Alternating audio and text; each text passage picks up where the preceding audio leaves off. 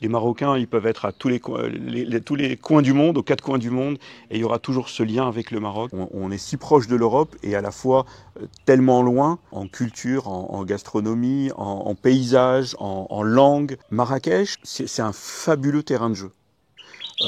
On a tout. Un pays où on vient en vacances, c'est pas forcément le même pays où on va vivre tous les jours. Et aujourd'hui, venir s'installer au Maroc, oui, c'est à la portée de pas mal de personnes qui veulent voilà, sortir un peu du quotidien qui leur plaise peut-être pas forcément. Donnez-vous le temps de vous ajuster à la vibration du pays.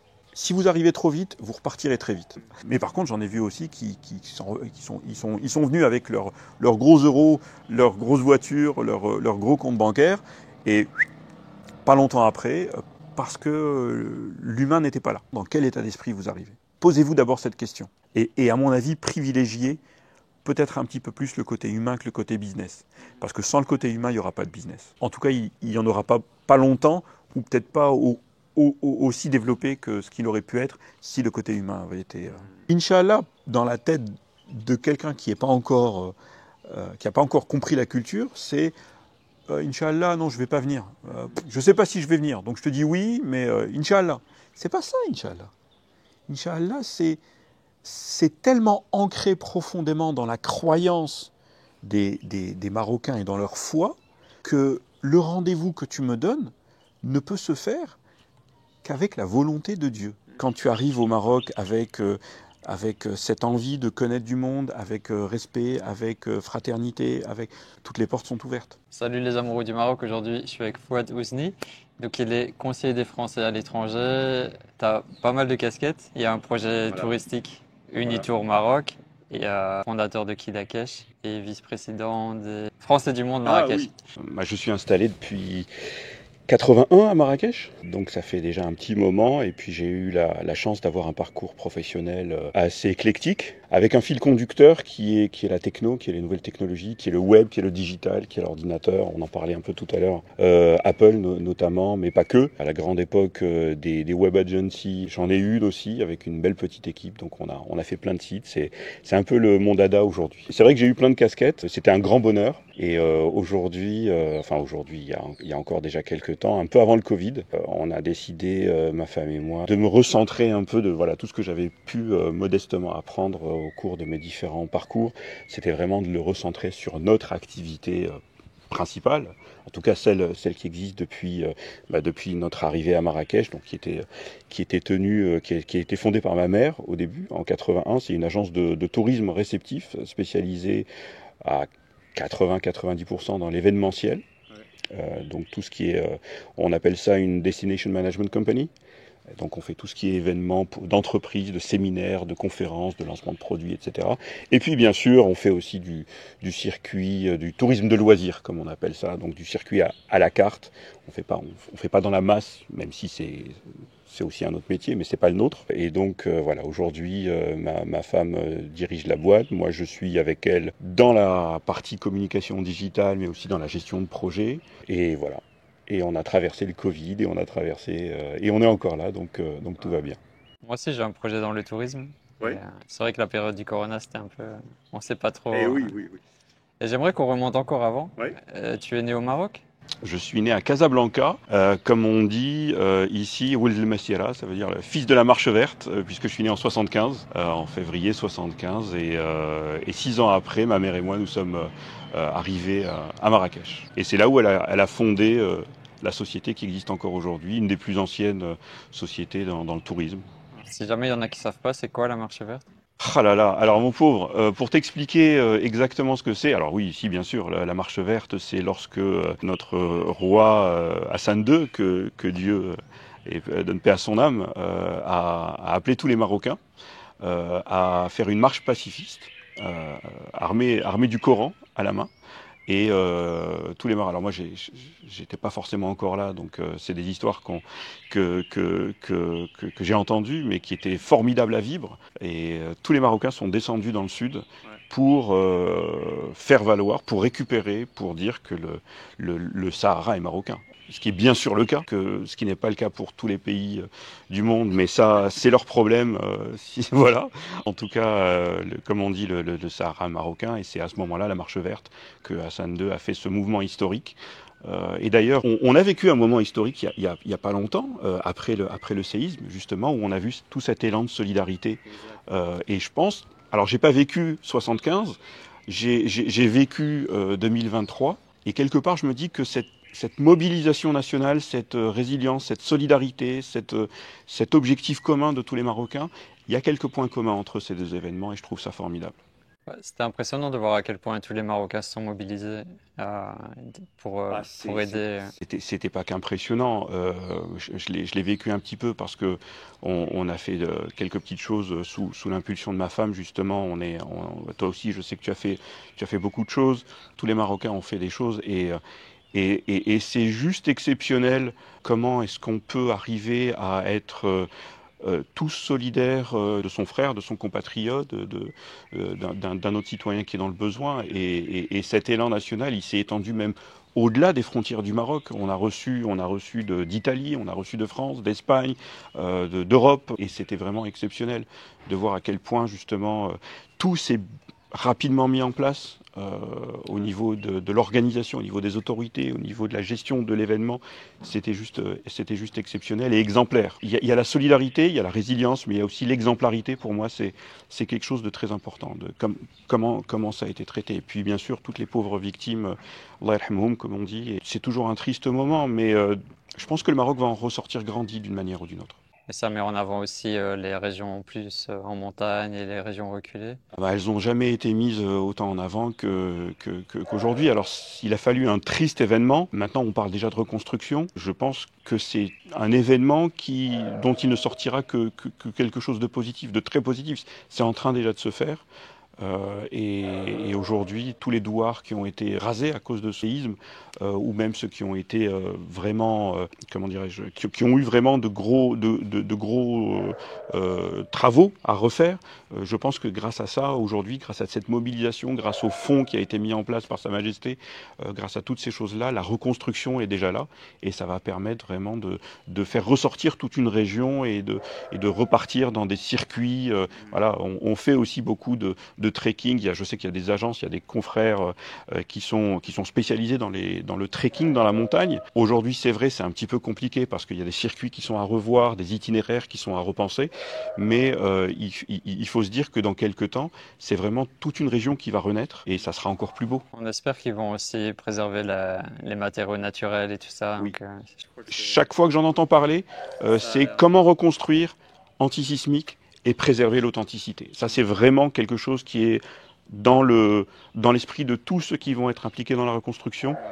Ils vont pas reconstruire n'importe comment. C'est vraiment comment garder l'authenticité, comment sécuriser les constructions, mais aussi garder l'authenticité pour qu'on retrouve une région encore plus belle. Ouais. Et ce sera peut-être ça, en fait, le cadeau du tremblement de terre. Pour moi, il y a deux cadeaux. Il y a un cadeau interne où les Marocains ont vraiment senti cette unicité, cette solidarité entre eux et envers les victimes. Et ça me rappelle un peu la Coupe du Monde, la dernière Coupe du Monde au Maroc, où on était vraiment tout un pays, un seul souffle, un seul esprit, un seul regard pointé vers tous les matchs. Et il y a un cadeau externe qui est aussi un peu l'image du Maroc, parce que dans les médias à l'étranger, on a parlé du Maroc et de cette capacité qu'ont les Marocains à tous s'unir, à être solidaires et à aller aider spontanément les personnes qui sont dans le besoin. Et ça, je pense que c'est un cadeau externe qui fait autant pour la Coupe du Monde où ça a vraiment mis le Maroc en lumière. C'est quoi ce pays qui arrive, qui est en demi-finale, hein, on était en demi-finale ou quelque chose comme ça. Je suis pas un pro du foot, mais j'ai suivi ça. Je pense que j'étais un des exemples et pour la Coupe du Monde, et pour cet événement tragique qui a vécu, parce que je suis en fait le Marocain lambda, mais qui a vibré avec la Coupe du Monde, qui a été triste avec le séisme, et qui a senti cet élan de solidarité, qui a participé du mieux qu'on a pu, comme tous les Marocains. Donc c'est deux cadeaux. S'il y a un cadeau interne et un cadeau externe, si on peut appeler ça comme ça. C'est dans ces événements-là aussi qu'on voit à quel point le Maroc est un pays pas complètement différent, mais il y a vraiment une humanité qui rassemble. Même les Marocains de l'étranger. Ouais. Il y a un lien. Je pense qu'on appelle ça la diaspora.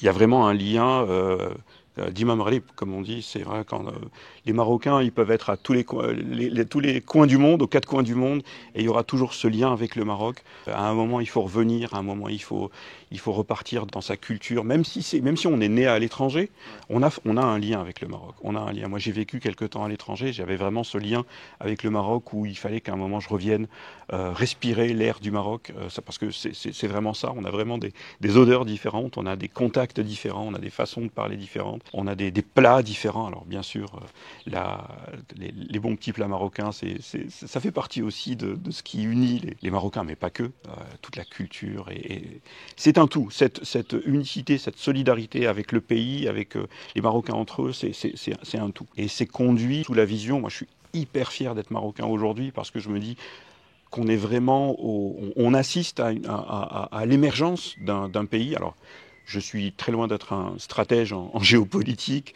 mais de mon petit point de vue, je pense que on peut avoir hâte de reparler du Maroc dans 10 ans. Parce qu'il y a plein de sujets sur lesquels on est en train d'émerger, les énergies renouvelables, l'hydrogène vert. Il y a eu un événement il y a quelques jours à Marrakech sur l'hydrogène vert pour placer le Maroc en tant qu'acteur majeur au niveau international de l'hydrogène vert. On a cette image de la famille. Rappelle-toi comment les médias ont repris cette fameuse photo du joueur qui venait embrasser sa mère sur le terrain. Ça, c'est des liens familiaux qui sont très forts aussi. Et moi, j'ai hâte de reparler du Maroc dans 10 ans. Parce qu'on est en train de construire aujourd'hui, avec un concours de circonstances plus ou moins heureuses. Il y a eu la Coupe du Monde, encore une fois, il y a eu le séisme, il y a eu ces choses-là. Il y a eu le Covid aussi. Le Maroc a été, je pense, exemplaire dans sa façon de gérer. On a été le premier à fermer les frontières et le dernier pays à ouvrir les frontières. Donc il y a vraiment cet aspect de sécurité qui était mis en place. Donc reparlons dans 10 ans. Je t'invite, comme dit la chanson de Patrick Bruel, rendez-vous dans 10 ans. On refait le point et moi je suis sûr que ça va être formidable. Donc le projet Unitour Maroc, Ouais. tu peux nous en parler un peu plus? Donc vous créez des événements pour des grands groupes. Voilà, c'est ça. Écoute, Unitour, c'est donc une boîte qui a plus de 40 ans maintenant, qui a été reprise par ma femme essentiellement, parce que moi, comme j'ai eu un parcours entrepreneurial divers, j'ai pas tout le temps été à Unitour, et donc c'est elle qui a développé la boîte après le départ de ma mère, le départ en retraite de ma mère. Ma mère est toujours là, Dieu merci.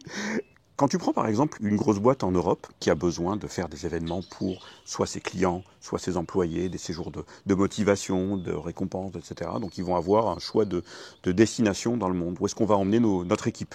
Où est-ce qu'on va emmener nos 10 meilleurs vendeurs, nos 50 meilleurs vendeurs? Où est-ce qu'on va emmener nos 300 employés? Voilà, ce genre de choses. Et donc il y a un besoin qui est dans une boîte en Europe, aux États-Unis, un petit peu moins le marché. Parce que la distance est là, le marché n'est pas tout à fait le même. On va parler de l'Europe essentiellement. Europe avec Angleterre aujourd'hui, je dois préciser. Et donc, il y a des sociétés qui sont dans les pays où sont ces entreprises, qui vont, dont le métier, ça va être de venir représenter certaines destinations et proposer, voilà, vous avez envie de faire un événement. Aujourd'hui, je peux vous proposer Malte, je peux vous proposer l'Espagne, je peux vous proposer l'Italie, et puis je peux vous proposer le Maroc. Et quand on propose le Maroc, on est dans la boucle. C'est le but du jeu. Donc voilà, aujourd'hui, on a un réceptif, un DMC, Destination Management Company, qui est en mesure de vous proposer ce qu'on appelle tous les services au sol, c'est-à-dire à partir du moment où tu descends de l'avion jusqu'au moment où tu y remontes. Donc ça comprend l'hébergement, le transport, les activités, les restaurants, tout ce que tu peux imaginer, voilà. Plus, bien sûr, tous les services d'assistance, de préparation d'agenda, de préparation de budget. C'est un peu notre métier. On est un peu le chef d'orchestre local avec l'agence qui est notre client et qui aura le client final qui, lui, vient avec ses employés, avec ses clients, faire l'événement au Maroc. Donc après, il peut y avoir, c'est à la carte. Parce qu'on a un brief qui vient nous expliquer quel est le besoin. Est-ce qu'ils ont besoin d'avoir un peu plus de réunions, de culture, d'activités en fonction des profils, etc. Et puis nous, on construit le programme, on construit l'événement avec notre client. Et une fois que le Maroc a été sélectionné, et Dieu merci, on a tellement de beaux arguments dans le pays. Le premier, on le connaît presque tous, c'est qu'on est si proche de l'Europe et à la fois tellement loin en culture, en gastronomie, en paysage, en langue, budgétairement parlant.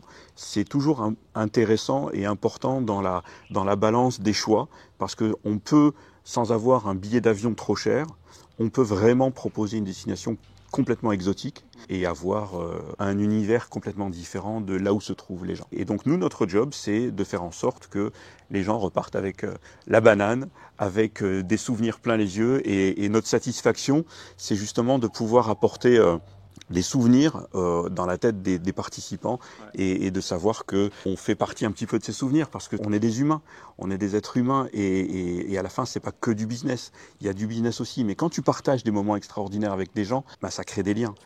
Ça crée des liens, on est en contact avec des clients qui sont devenus un peu plus que des clients,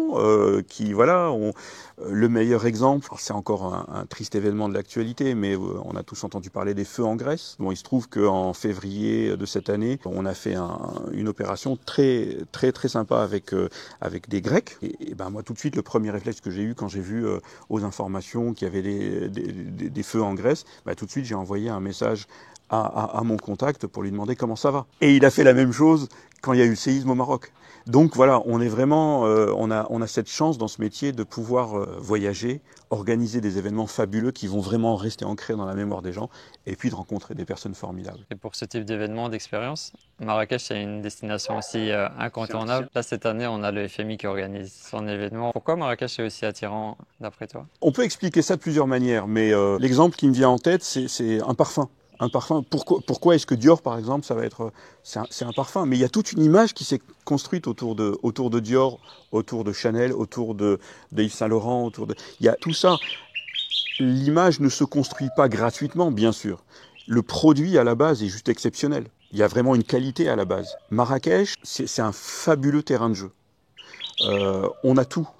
On a Marrakech intramuros, on a de la culture, on a de l'histoire, on a de la gastronomie, on a de tous ceux qui aiment s'amuser la nuit, on a aussi un terrain de jeu fabuleux avec du folklore, avec des spectacles.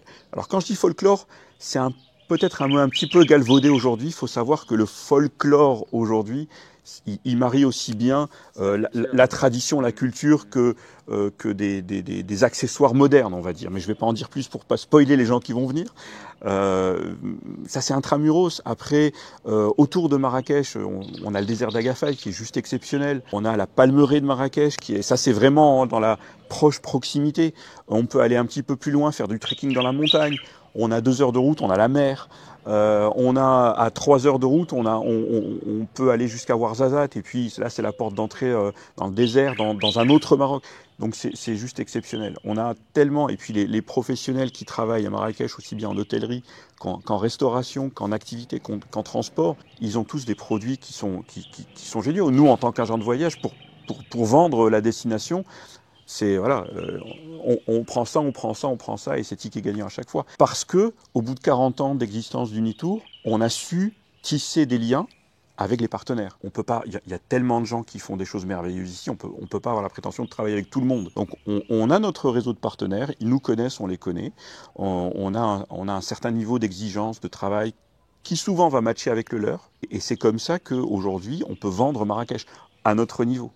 Après, on a tout ce qui est Conseil régional du tourisme, le CRT de Marrakech qui fait un travail formidable. On a l'Office national marocain du tourisme, l'ONMT, avec son directeur général actuel, M. Adil Fakir, ils font un travail juste exceptionnel. Donc il y a vraiment toute une synergie de personnes qui sont en place aujourd'hui, qui poussent vraiment l'image de Marrakech dans le monde. Et voilà, on est à 2 heures de vol d'une ville en France, par exemple, 2h30, allez, 3 heures à tout casser. Et t'arrives, ça n'a rien à voir. C'est ça qui fait Marrakech. Et on est au centre, et on peut faire en étoile. Voilà, on est une ville impériale aussi, donc il y a une vraie culture, il y a une vraie médina juste exceptionnelle. Voilà, donc c'est un bonheur, c'est un vrai bonheur de vendre Marrakech. Parmi les grandes sociétés que vous avez eues, tu peux citer quelques noms pour qu'on ait... On a eu des grandes sociétés. On peut citer, il suffit d'aller sur notre site, hein, on les affiche. Là, je pense, parce qu'on est en plein dedans, Mercedes. Mercedes-Benz, qui fait de beaux événements avec nous sur le Maroc. On a eu Coca-Cola. Moi, je peux t'inviter à aller sur le site. Je vais te dire pourquoi, parce que en fait, dans notre raisonnement, si tu veux, notre chaîne de valeur, nous, c'est être en contact avec notre client, qui lui est en contact avec le client final. Et donc, notre attention se porte sur notre client à Unitour. Ce client-là, c'est une agence organisatrice d'événements qui va lui être en contact avec le client final. Donc c'est vrai, après on a Mini par exemple, on a fait des choses fabuleuses dans le désert d'Agafay avec Mini pour présenter de nouveaux modèles. Il y a eu des pilotes qui sont venus. On a fait des raids dans Agafay avec des Mini boostés comment on dit, avec des configurations très spéciales, des pilotes juste exceptionnels qui sont arrivés dans le désert et qui ont fait des raids. Donc on a fait Mini, on a fait Mercedes, on a fait plein d'autres. Là je les ai pas en tête parce qu'encore une fois ce qui est important pour nous, c'est la relation directe avec notre client. Mais on a fait de belles expériences, plus de 600 personnes, on a fait des fois plus de 1000 personnes, donc il faut une autre façon de gérer la chose, mais on sait faire. Ce qu'on voit aussi, c'est que ces grosses sociétés choisissent le Maroc aussi pour tourner leurs spots de publicité ou mettre en avant leurs nouveaux produits. Oui, là, c'est les paysages. Enfin, quand tu es sur Agafay, tu as les petites collines vallonnées avec en arrière-plan l'Atlas enneigé quand on vient à la bonne période. Tu as des couchers de soleil à tomber par terre. Tu as une lumière à Marrakech. Tu as cette lumière qui est si spéciale, qui fait que c'est juste un bonheur quand tu viens tourner, quand tu viens photographier. Il y a plein de les landscapes, hein, les paysages naturels qui séduisent toutes les boîtes de com qui viennent. Voilà, la lumière qui viennent séduire tous ces gens qui ont besoin de trouver des endroits uniques pour des lancements de produits, pour des nouvelles voitures, des nouveaux parfums. Ce genre de choses, oui, absolument. Au niveau du tourisme traditionnel de circuit, on voit que le Maroc est revenu très très vite dans la course après le Corona. Ils ont même des chiffres plus forts qu'avant 2019. Comment tu vois les choses? Et c'est un bel exemple aussi de l'attractivité du Maroc. Tous ces touristes qui sont revenus en masse. Je pense que la force du Maroc, c'est de pouvoir proposer une offre de qualité à différents budgets. Et tu vas aimer la mer, tu vas trouver ton bonheur. Tu vas aimer le désert, tu vas avoir ce que tu veux. Tu vas aimer faire du trekking dans la montagne, tu vas avoir une offre exceptionnelle aussi. Je pense que de par sa proximité, on en parlait tout à l'heure, on est très facile d'accès en temps et en argent. Ça coûte pas cher de prendre un billet d'avion la plupart du temps, quand on sait s'y prendre, mais on reste une destination très abordable, avec à la fin un exotisme, une qualité de vie, une différence de culture, de gastronomie encore une fois, qui fait que les gens vont vite revenir parce que c'est sympa de venir à Marrakech, parce qu'on se détend à Marrakech, parce qu'on mange bien, parce qu'on fait la fête, parce qu'on profite du soleil. Et le soleil, c'est quelque chose qui aujourd'hui, on a tous besoin de passer un bon moment à Fariente au bord de la piscine, ou dans le désert, ou à Agafay, ou voilà. Et je pense que ça a vite repris après le Covid, aussi parce que les gens étaient enfermés chez eux. Et nous tous, à force d'être enfermé, à un moment, tu as envie de sortir, tu as envie de respirer, tu as envie de revoir des paysages, tu as envie de reprendre tes habitudes d'avant. C'est pour ça que c'est vite revenu une fois que les frontières ont été réouvertes. Bien sûr, il a fallu relancer la machine, refaire l'aérien, redémarrer tout ça, mais les gens, ils attendaient qu'une chose, c'est de pouvoir revenir. Nous, en tout cas, à notre niveau, on tenait nos clients et nos amis au courant. Voilà, on sait qu'on a entendu que les frontières vont peut-être rouvrir dans pas longtemps. Ils étaient tous sur les starting blocks à un moment. Quand est-ce qu'on vient? Et puis quand ça a été ouvert, waouh! Et ça c'est génial. Ça c'est génial parce que tu revis, tu repars dans ton boulot, tu partages ce métier de tourisme. Tu partages ton pays que tu aimes avec des gens qui viennent visiter et tu transmets cet amour de ton pays. Et ça, c'est juste exceptionnel. Et tu disais, il y a des gens qui viennent chaque année, il y a aussi des amoureux du Maroc qui pensent s'installer ici. Tu comprends cet engouement pour le Maroc comme destination? Je comprends, et comme je dis souvent, un pays où on vient en vacances, c'est pas forcément le même pays où on va vivre tous les jours. Ça, c'est valable partout, hein, pas qu'au Maroc. Mais je pense qu'il faut déjà avoir ça en tête, parce que quand tu viens passer des vacances au Maroc, à Marrakech par exemple, ou ailleurs, on n'est pas dans le même état d'esprit que quand on vient au Maroc avec l'idée de s'installer. Et c'est complètement différent. L'approche n'est pas du tout la même. Aujourd'hui, il y a plein d'avantages à venir s'installer au Maroc pour y vivre. Le train de vie n'est pas la même. Je pense qu'on est moins stressé, on a moins d'embouteillages, on a plus de soleil, on a plus de temps pour soi. Les gens sont chaleureux, l'hospitalité marocaine est là. Et aujourd'hui, venir s'installer au Maroc, oui, c'est à la portée de pas mal de personnes qui veulent sortir un peu du quotidien qui leur plaisent peut-être pas forcément là où ils sont. Oui, absolument. Je le vois à travers ma chaîne, beaucoup de Français aussi. Bon, il y a le lien France-Maroc qui est présent depuis des années. Bien sûr. Ça, je l'ai découvert au travers de ta chaîne. Elle est juste exceptionnelle parce que on voit justement tout ce prisme d'avis de personnes qui viennent et qui donnent toutes des raisons différentes. Pourquoi ils sont venus s'installer? Parce qu'ils avaient envie de changer, parce qu'ils avaient envie de se rapprocher d'une culture qui leur parle peut-être plus, ils avaient envie de vibrer un peu plus, sachant qu'ils sont quand même qu'à 2 heures de vol. Donc à tout moment, ils peuvent repartir dans l'autre sens. Ça rassure. C'est pas l'expatriation en Australie où voilà, c'est pas aussi simple de rentrer à la maison, à sa seconde maison.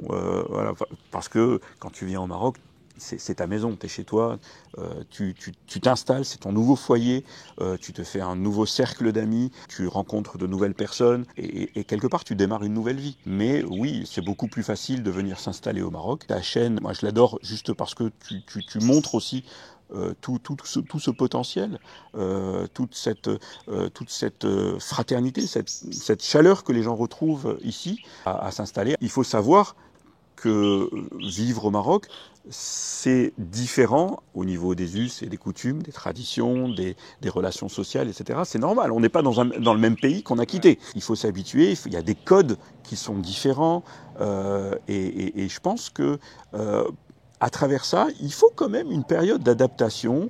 Il ne faut pas juste déballer un jour, poser ses valises et coucou, c'est moi, j'arrive, voilà, je suis au Maroc. Non, il faut venir peut-être 1, 2, 3, 4, 5 fois, le temps de connaître la ville où on veut s'installer, le temps de se renseigner, tout ce qui est fiscal, juridique, etc. Parce que voilà, il y a toute une procédure quand même pour venir s'installer au Maroc. Mais une fois que tu as fait ça, qu'est-ce que c'est bon à vivre? Et sur le prisme entrepreneuriat, il y a aussi beaucoup d'opportunités, de choses qu'on peut développer ici.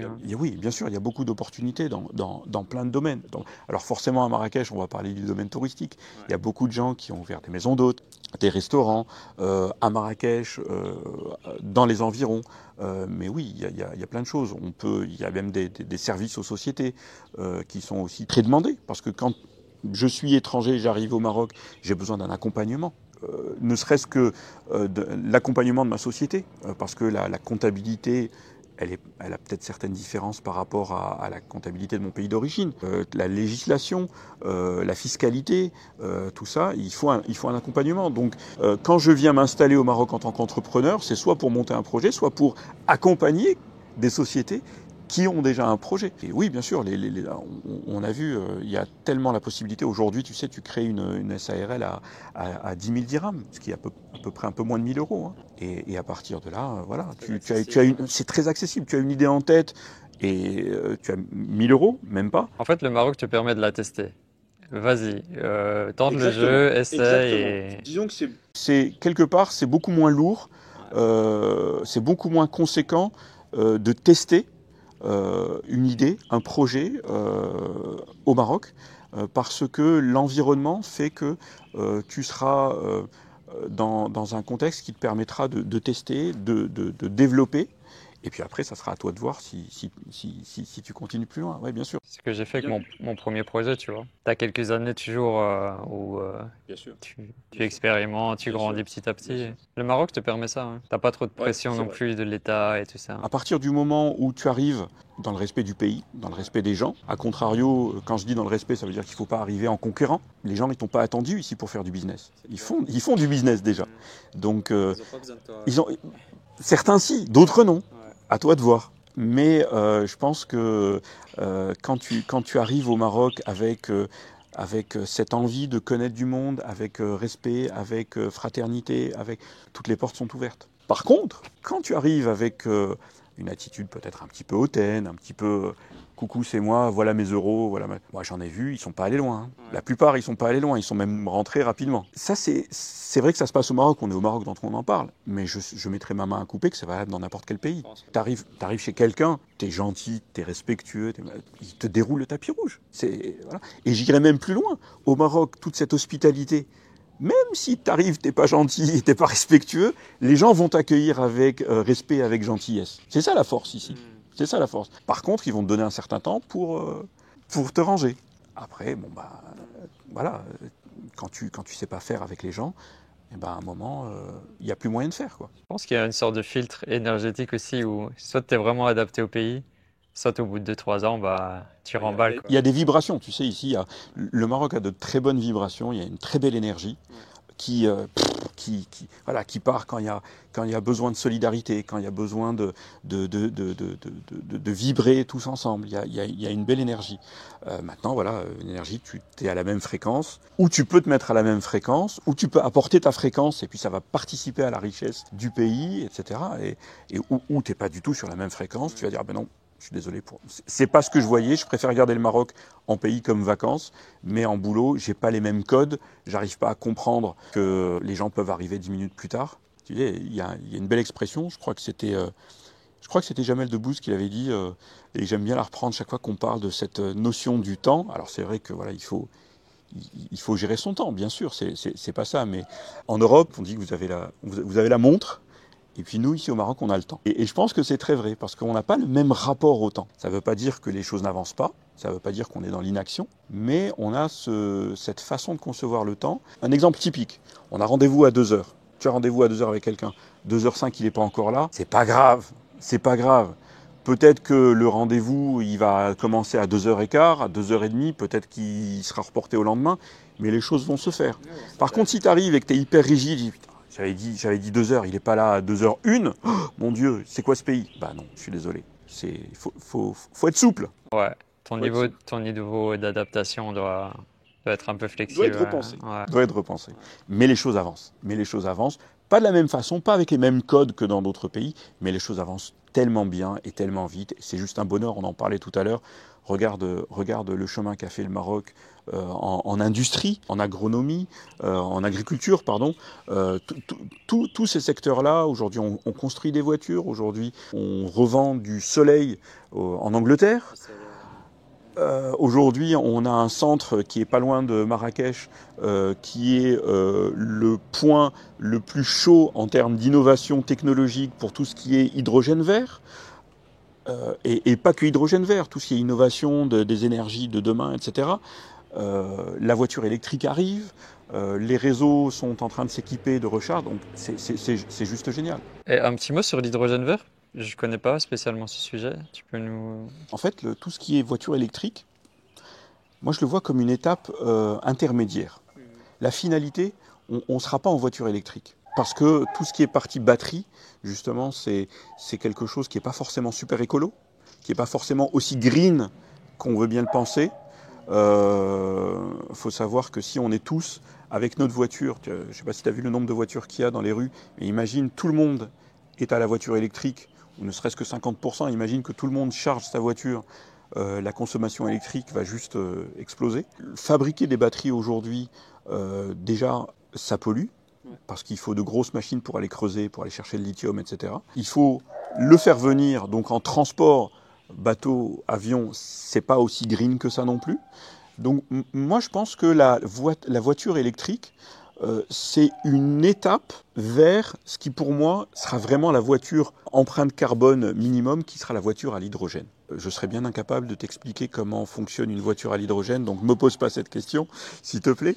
Mais je sais que rouler à l'hydrogène, on respectera beaucoup plus la chaîne carbone, enfin empreinte carbone très basse en roulant à l'hydrogène. Et c'est pour ça que le Maroc, et il y a vraiment une vision qui a été mise en place par Sa Majesté et les personnes qui travaillent autour de lui, pour faire en sorte que l'hydrogène, c'est vraiment le sujet qui va apparaître bien plus que l'électricité dans quelques années. Aujourd'hui, ça coûte encore cher. C'est une technologie qui est encore en développement, qui ne peut pas être implémentée à tout le monde, parce que voilà, je pense qu'il y a certains aspects qui ne sont pas encore assez maîtrisés. Mais pour moi, la voiture de demain, elle n'est pas électrique. Elle est à l'hydrogène. On verra. Il y aura peut-être même de nouvelles technologies qu'on ne connaît pas encore. Il y aura peut-être même des nouvelles technologies, mais je vais te dire, entre toi et moi, si on arrive à avoir une voiture à l'hydrogène, il y en a, hein, il y en a. Bon, la technologie, c'est comme si on parlait de l'ordinateur à ses débuts. Ça coûtait tellement cher et ça prenait tellement de place qu'on ne pouvait pas avoir ça chez soi. Bon, regarde, 20 ans plus tard, on a tous dans la poche un appareil qui est 100 000 fois plus puissant que le plus puissant des ordinateurs il y a 20 ans. Ça va très vite. Donc moi, j'ai vraiment hâte voilà, de cette empreinte carbone qu'on va vraiment pouvoir... Aujourd'hui, tu as des projets immobiliers qui intègrent beaucoup plus la notion d'empreinte carbone basse dans leur construction. Tu as des projets qui vont te proposer une maison qui sera équipée en solaire et batterie pour avoir une autonomie maximale par rapport à l'énergie, qui vont être construits pour avoir une isolation thermique et phonique dans les règles de l'art, et tout ce qui est traitement de l'eau aussi. On est dans un jardin aujourd'hui avec des plantes vertes, etc. Mais il faut savoir que ce sont des plantes qui vont avoir une certaine consommation d'eau. Aujourd'hui, les projets immobiliers s'intéressent à une végétation des parties communes, des jardins, des villas, qui vont être en adéquation avec la ressource eau, qui a tendance à se raréfier malheureusement. Donc, c'est vraiment ça aujourd'hui qui est en train de se mettre en place, pas qu'au Maroc bien sûr, mais on va reparler du Maroc puisqu'on y est, où tu as cette prise de conscience à plusieurs niveaux, tant au niveau de l'État qu'au niveau de la population, où on va vraiment... Moi j'en ai marre de payer l'électricité trop cher. J'en ai marre de dépenser de l'eau. Il y a un truc tout bête. Quand tu prends une douche, tu as besoin d'eau chaude, souvent, tu sais combien de temps tu attends avant que l'eau elle devienne chaude? Imagine, à chaque fois, allez, on va dire que tu attends 30 secondes, une minute, entre le moment où c'est froid quand tu ouvres et le moment où c'est chaud pour prendre ta douche. Eh ben, multiplie ces litres d'eau perdus chaque fois que tu prends une douche et multiplie-les par tous les gens qui habitent là. C'est juste énorme. Donc il y a des choses aujourd'hui qui se font à Marrakech. Je les connais, je connais ces gens-là qui sont sensibles à ça et qui font concrètement des choses pour répondre à des problématiques aussi bêtes que chaud. Hein. Toi, tu ouvres ton robinet, tu attends 30 secondes et tu peux prendre ta douche. Mais ça, à l'échelle nationale ou à l'échelle mondiale, c'est juste impossible. J'ai vu qu'il existe des systèmes qui récupèrent cette eau. Alors, tu as des systèmes qui récupèrent l'eau. Aujourd'hui, à Marrakech, tu as des systèmes... On dit que les golfs, Marrakech a beaucoup de golfs. Et on dit, ah, quelle catastrophe, il n'y a plus d'eau à Marrakech, et pourtant on fait des golfs. Mais les golfs ne sont pas arrosés avec l'eau qu'on boit. Il y a des stations qui sont créées pour récupérer les eaux usées, qui de toute façon seraient impropres à notre consommation, mais qui sont suffisamment propres pour pouvoir irriguer les golfs. Et après, tant mieux, parce que tu as une clientèle de golfeurs qui vient au Maroc, et c'est tant mieux, tu vois ce que je veux dire? C'est ça qui est important. Donc les ressources, tant en énergie qu'en eau, etc., aujourd'hui, le Maroc a cette prise de conscience, en tout cas nous, c'est ce qu'on ressent à notre niveau de citoyen, et c'est ce qui fait que voilà, on est super fiers de voir qu'il y a des choses qui sont mises en place dans ce sens. Oui, parce que ça va être les grands enjeux du monde entier des prochaines années, quoi. Ça, l'or bleu, hein. L'or bleu. Et justement, aujourd'hui, le Maroc a quelques coups d'avance, quelques sérieux coups d'avance par rapport à justement cet or bleu pour anticiper ce qui va arriver demain. C'est pas demain, quand tu es dedans, que tu vas dire bah, qu'est-ce qu'on fait? Non, c'est aujourd'hui qu'il faut... Ils misent beaucoup sur toutes ces nouvelles usines de Desalmondo aussi. Il y en a quelques-unes qui se sont ouvertes à Agadir, à Casablanca. Pourquoi pas? Parce qu'aujourd'hui, tu as des populations qui n'ont plus accès à de l'eau potable, soit pour leur propre consommation, soit pour l'irrigation. Et il y a des recherches qui se font aujourd'hui sur comment cultiver en milieu, tu sais, l'eau saumâtre. Aujourd'hui, tu as un terrain, tu es agriculteur, tu as un terrain, tu creuses un puits, bah, t'espères que l'eau elle est pas saumâtre, parce que si elle est saumâtre, qu'est-ce que tu vas cultiver? Pas grand-chose. Donc il y a tout ça effectivement qui est en train d'être mis en place par le Maroc. Tu peux nous parler de ta casquette conseiller des Français à l'étranger? Quel est Alors, ton rôle exactement? ma casquette de conseiller, c'est une toute nouvelle casquette. Enfin, on est en septembre et je suis conseiller des Français de l'étranger depuis janvier de la même année. Alors, on vient en aide, on n'est pas des Superman, très loin de là, mais quand je dis on vient en aide, c'est qu'on essaye d'accompagner autant que faire se peut et de notre mieux toutes les problématiques des expatriés, de compatriotes français qui sont installés à Marrakech, dans la circonscription de Marrakech, et qui vont avoir à un moment besoin de parler de retraite, de scolarité, de santé, de fiscalité, de toutes ces thématiques qui sont dans leur pays d'origine, mais qui s'appliquent ici aussi. Donc, mais par contre, avec certaines différences. Donc, comment est-ce qu'on fait à partir du Maroc pour sa retraite? Comment ça se passe pour la scolarité? Comment ça se passe pour la fiscalité? Je suis installé au Maroc, j'ai une carte d'identité, j'ai une carte de séjour. Comment je dois la renouveler? Quels sont les papiers? J'ai ma voiture que je fais ramener de France, par exemple. Comment ça se passe ici? Voilà, toutes ces choses-là. Et c'est juste très important parce que c'est des questions au quotidien. Quand tu as encore tes enfants avec toi et que tu les mets à l'école française, à Marrakech, on a le lycée Victor Hugo, on a Jacques Majorel, et on a tous besoin de savoir comment ça se passe au niveau de la scolarité. Si on a besoin d'avoir des bourses, par exemple, il y a tout un processus de papier. Si on est retraité, qu'on vient s'installer à Marrakech, comment ça se passe au niveau de la retraite. Et donc c'est comment au quotidien, toutes les questions des Français installés à Marrakech, vivant à Marrakech, comment est-ce qu'on peut les aider en définitive sur toutes les questions qu'ils peuvent avoir de leur vie à Marrakech. C'est quoi la question numéro un qui revient tout le temps? Il n'y a pas de question numéro un parce que tu sais, il y a vraiment, ça dépend des situations, ça dépend des besoins. Je te dis, il y a plusieurs thématiques qui reviennent. Il y a la scolarité, il y a la fiscalité, il y a la santé, il y a la retraite, et on s'aperçoit que souvent ça peut être, je suis au Maroc, comment est-ce que je fais pour, depuis le Maroc, accéder à un site en France? Il y avait le site Amélie, par exemple, qui a longtemps été bloqué sur un accès extérieur à la France.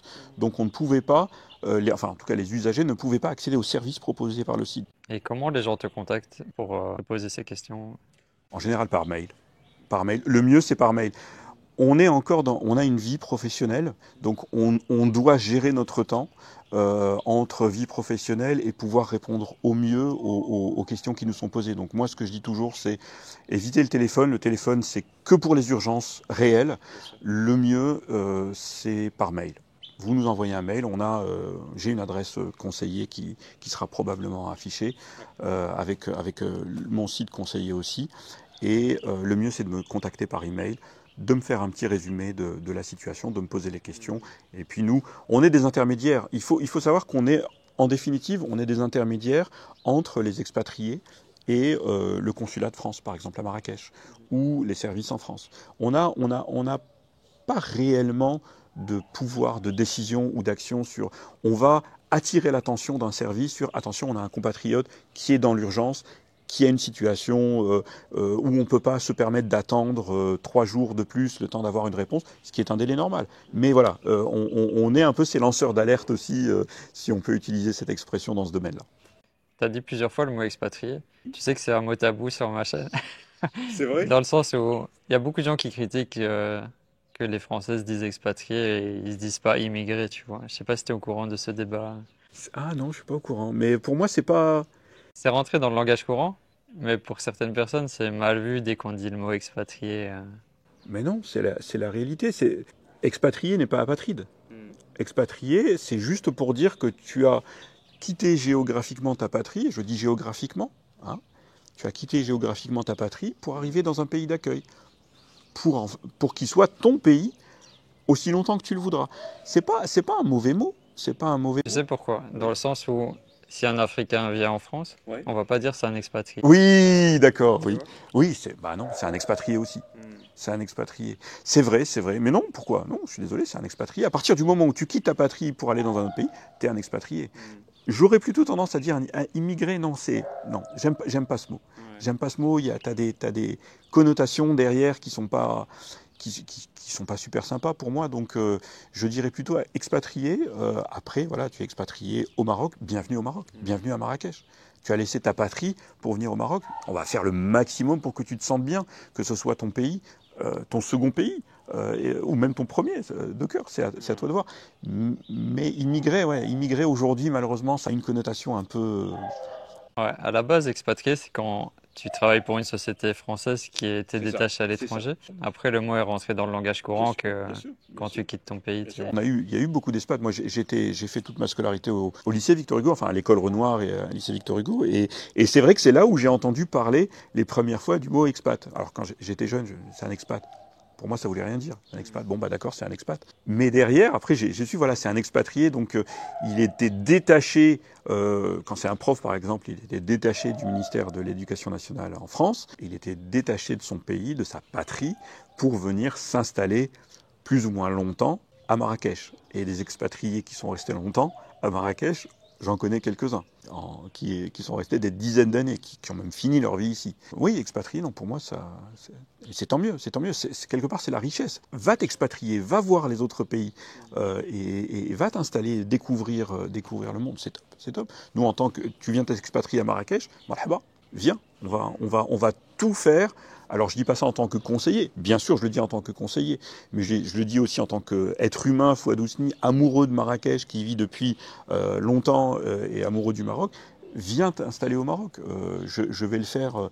Je vais te faire découvrir mon Marrakech, mon Maroc, en espérant que ça devienne un petit peu le tien aussi, en te faisant connaître du monde, en te faisant connaître les bons endroits. C'est ça, hein, c'est au quotidien, c'est aider les gens au quotidien pour qu'ils prennent leur marque, qu'ils s'installent tranquillement et qu'ils fassent leur vie ici en définitive. Toi qui vis ici à Marrakech, c'est quoi tes lieux favoris et préférés? Les endroits où tu te sens le mieux? Moi j'aime bien la table, j'aime bien manger. J'aime bien les moments qu'on va partager avec des amis autour d'un bon plat. Et aujourd'hui, les endroits que j'aime bien, moi je suis très, j'ai mes petites habitudes, donc aujourd'hui je vais aller dans des restaurants.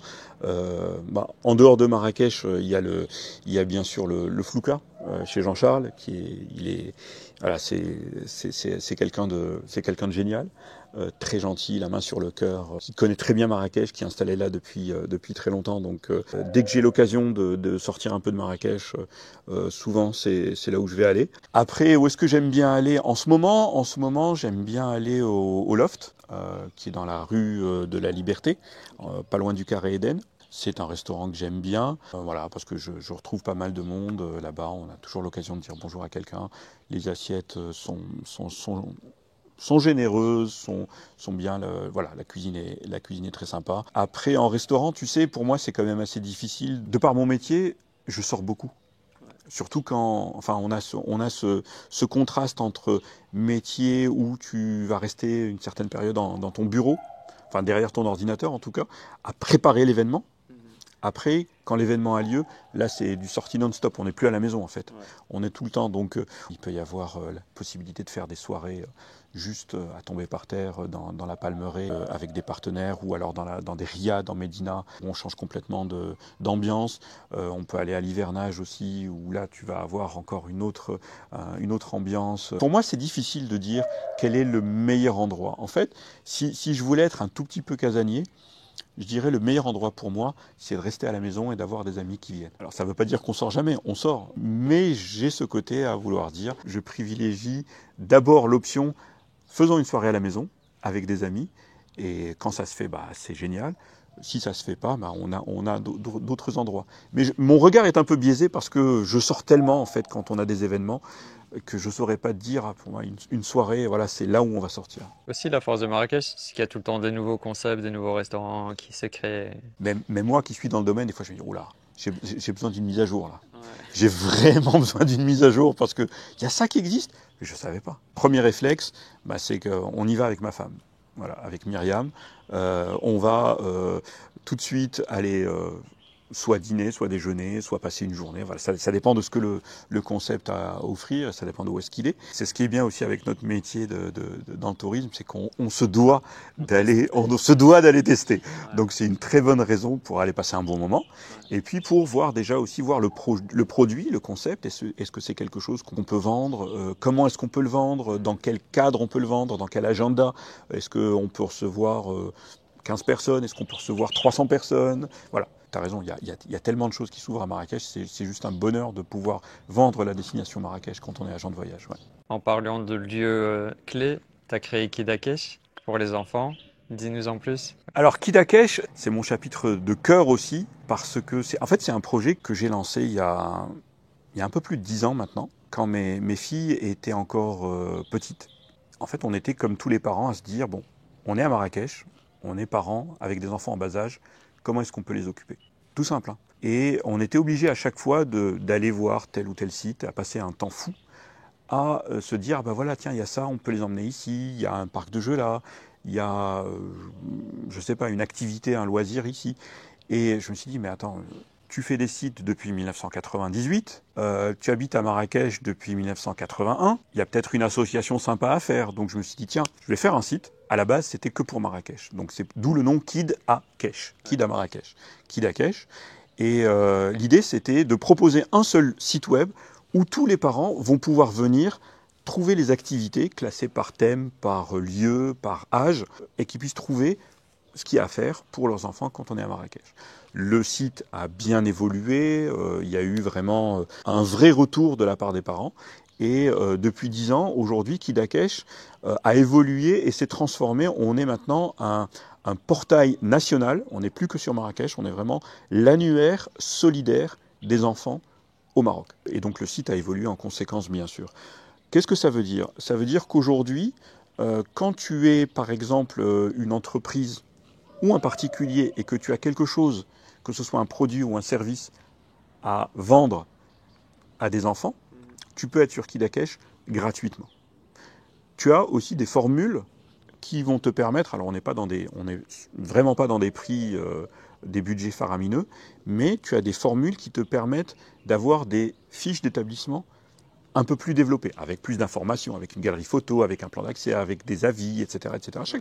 Chaque formule a ses spécificités, mais le plus important de cette chose-là, pourquoi c'est un annuaire solidaire? C'est parce que toi, tu vas vendre par exemple un produit à des enfants, tu vas t'inscrire sur Kidakesh, tu vas prendre une formule payante, et 30% de ce qui est payé va aller directement à des associations partenaires dans chaque région du Maroc.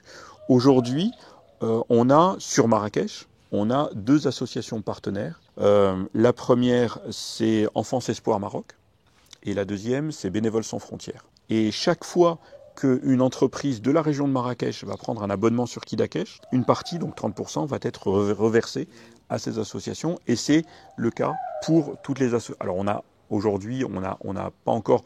D'ailleurs, j'invite toutes les associations qui s'occupent des enfants à nous contacter pour éventuellement établir un partenariat. Et j'invite toutes les entreprises, parce qu'on est vraiment dans un acte social. Moi, mon objectif, comme je le dis toujours, c'est pas de gagner de l'argent avec Kidakesh. C'est vraiment de pouvoir aider les enfants, les enfants démunis, bien sûr, et d'aider les structures autant que faire se peut, avec les petits moyens de Kidakesh, qui j'espère vont devenir de plus en plus importants, pour pouvoir aider les structures qui aident les enfants. Et aujourd'hui, quand tu es sur Kidakesh, à part avoir une fiche, tu as la possibilité aussi de publier tes actualités. Tout se fait à travers ton compte. Moi, je n'ai qu'un travail de modération. Tu as une activité, tu as une journée tu es une école, tu es inscrit, tu vas dans la catégorie éducation, tu as une journée porte ouverte à la rentrée, tu vas publier une actualité qui sera ensuite reprise sur les réseaux sociaux. On est sur Instagram, on est sur Facebook, on est sur LinkedIn, et tout ça va faire que on va créer une synergie sur un lieu qui va regrouper toutes les activités pour enfants, avec des prix, encore une fois, qui sont vraiment faits pour tout le monde, de manière à ce qu'on puisse être une vraie force, in fine, pour aider les associations du Maroc. Voilà. Par rapport à ce qui s'est passé récemment et au séisme d'Al Hawz, en ce moment, il y a pour les entreprises et les associations, surtout pour les entreprises qui travaillent pour tout ce qui est produits et services pour les enfants, elles peuvent se mettre bien évidemment gratuitement, mais on les invite vraiment à aider les associations en prenant des abonnements. Voilà. Et je suis en train de travailler, c'est pas encore sorti, je te le dis un peu en avant-première, on est en train de voir comment est-ce que Kidakesh peut se positionner aujourd'hui post-séisme pour aider le plus les enfants touchés par le séisme, à travers justement les abonnements qui pourront être pris, à travers des synergies. On est ouvert à toute collaboration, toute énergie, toute synergie qui va pouvoir se mettre en place, toujours à destination des enfants du Maroc. Félicitations pour ce projet. Ouais. Mais merci, c'est un projet qui me tient à cœur, c'est vraiment le seul projet solidaire voilà, que j'ai aujourd'hui à destination des enfants. Et tu dois faire des parents heureux aussi parce que beaucoup sont perdus sur qu'est-ce que je peux faire. Et, bah là, on peut les renvoyer vers le Écoute, site. si je réponds à cette question, pour eux, c'est gagné. Voilà. Ouais. C'est parce que c'est vraiment l'ADN aujourd'hui, c'est j'ai un enfant, qu'est-ce que je peux faire aujourd'hui? N'importe où. On a des établissements à Tanger, à Casa qui sont inscrits. J'espère pouvoir répondre aux parents de Tanger et de Casa. Qu'est-ce qu'on peut faire aujourd'hui avec nos enfants sur les villes où on habite? Si on répond à cette question, on a tout gagné. Maintenant, j'encourage vraiment les entreprises à prendre des abonnements parce qu'in fine, elles vont avoir cette démarche éthique et solidaire pour aider les enfants, surtout en ce moment pour les enfants victimes du séisme. Donc ici, on est sur la chaîne Entreprendre et Vivre au Maroc. Ouais. Toi qui a différentes casquettes d'entrepreneurs, quels sont les meilleurs conseils que tu pourrais leur donner à tous ces entrepreneurs qui veulent soit s'installer ici ou investir dans des projets? Il y a un pan du développement de l'entreprise qui est important, c'est de se faire bien accompagner. Parce que l'écosystème dans lequel le projet d'entreprise va se développer est quand même différent de l'écosystème français, par exemple. Et un des points les plus importants pour que le projet soit pérenne, parce que quand on est entrepreneur, on a envie que son projet soit pérenne. À la base, on a eu une idée et on n'a pas envie que cette idée elle fasse pchit au bout d'un mois. Donc on a vraiment envie de s'entourer des bons acteurs, des acteurs sérieux. Et en acteurs sérieux, il faut penser quelles sont les personnes dont j'ai besoin d'être entouré pour prendre les bonnes décisions. Que ce soit des décisions fiscales, que ce soit des décisions marketing, commerciales, stratégiques. Et aujourd'hui, un contenu comme propose ta chaîne, je pense qu'on ne peut pas passer à côté. Quand on veut s'installer au Maroc et quand on veut avoir une bonne idée de ce que c'est que de vivre et d'entreprendre au Maroc, le mec qui ne se met pas sur ta chaîne, c'est qu'il n'a pas l'intention de rester... Non, mais je parle en tant que contenu. Ouais. Aujourd'hui, le contenu est content is king, comme on dit. Le contenu est important et roi dans la manière où toi, tu fournis une information qui est hyper importante quand on veut venir s'installer et vivre au Maroc, parce qu'on va entreprendre, mais on va avoir sa vie aussi, sa vie personnelle. Et l'un ne va pas sans l'autre. Quand l'un va, l'autre a toutes les chances d'aller aussi. Et c'est ça qui est important. Maintenant, bien sûr, il faut d'abord avoir une idée à la base.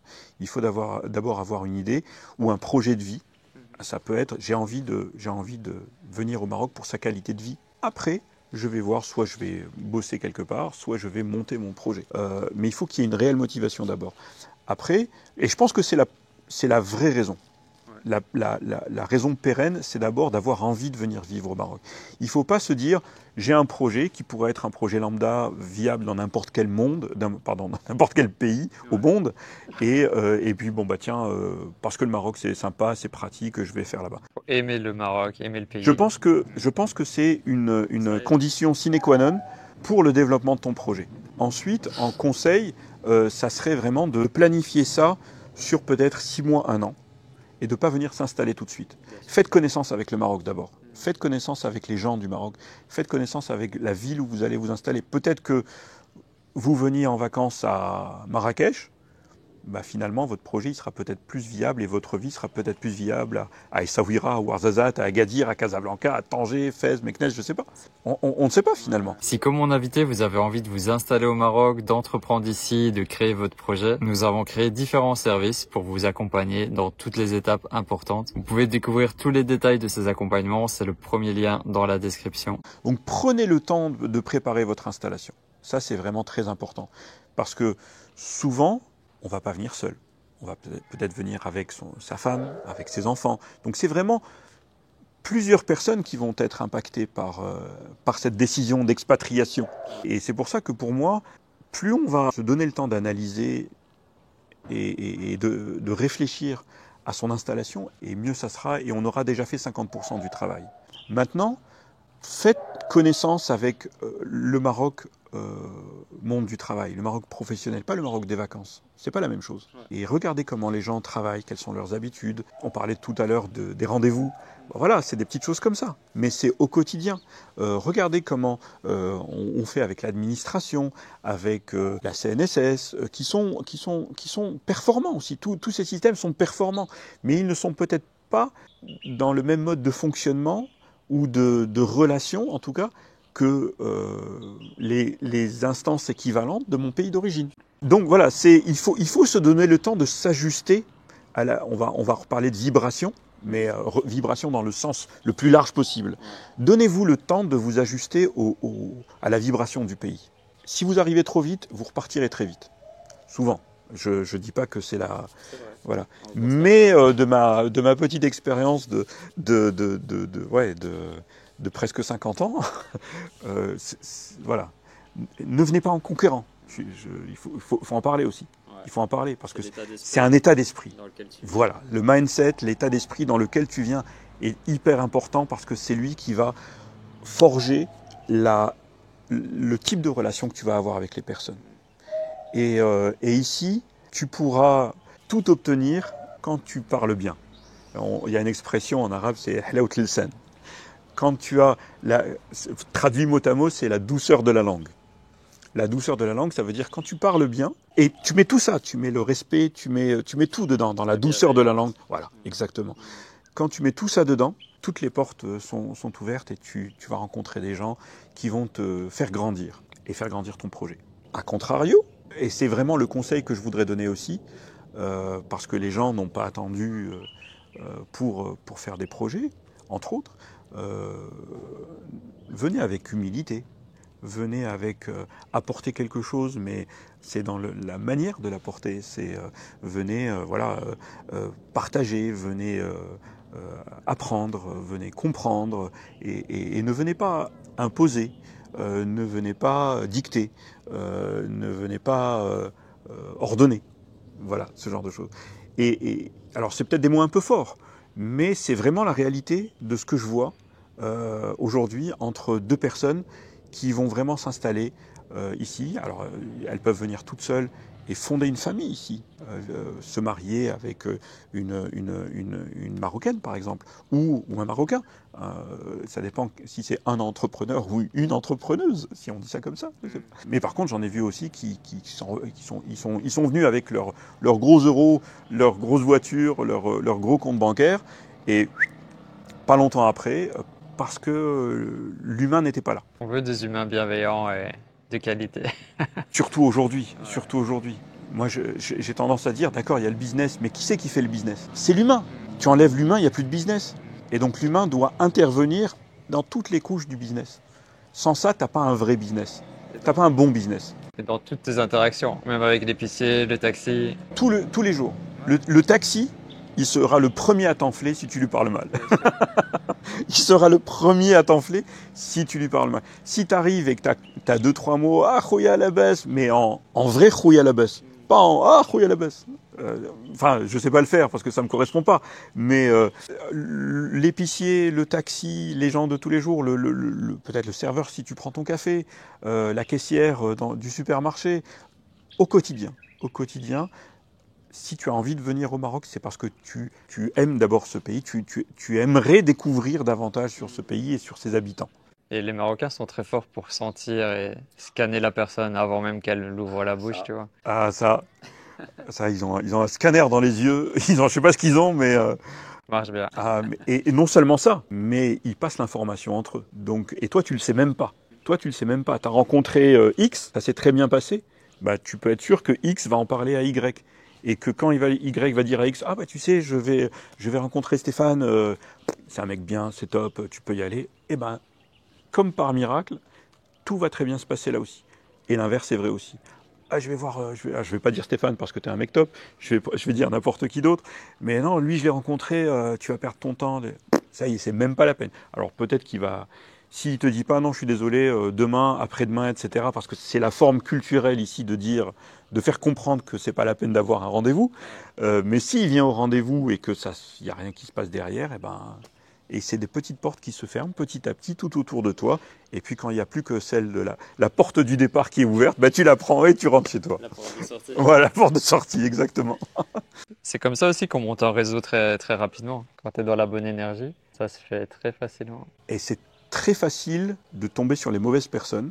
Tout n'est pas rose à Marrakech, au Maroc, c'est comme partout. Comme partout. Ouais. Sauf qu'il y a ce contexte social qui fait que si tu as alors on peut appeler ça la chance, de tirer sur la bonne ficelle qui va t'amener les bonnes personnes après, eh ben, ça va être beaucoup plus facile pour toi. Par contre, si tu arrives un peu en sportif et que tu tires la mauvaise ficelle qui va te ramener les mauvais éléments derrière, ton réseau, c'est toi qui construis ton réseau, mais tu le construis comment?